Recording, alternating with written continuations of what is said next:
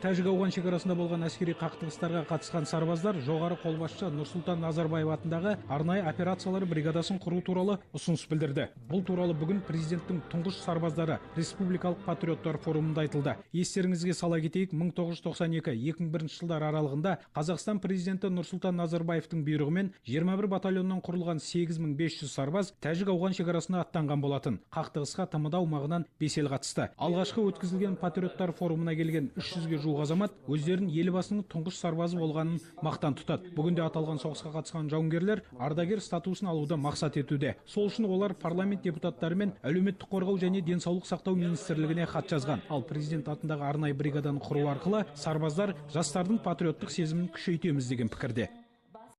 Қазақ елі үшін, қазақ жері үшін әрқашан қасыққанымыз қалғанша күресеміз. Ол жалпы бұл жерде ешқандай сөзсіз. Қазіргі ендігі жалпы біздің тәрбиеміз осы патриоттық түрде жалпы жастарға жақсы тәлім тәрбие беру, жалпы жаңағы осы отанға деген сүйіспеншілік, жалпы осы жерімізге деген, елімізге деген сүйіспеншілікті соны нығайтып күшейтудеміз.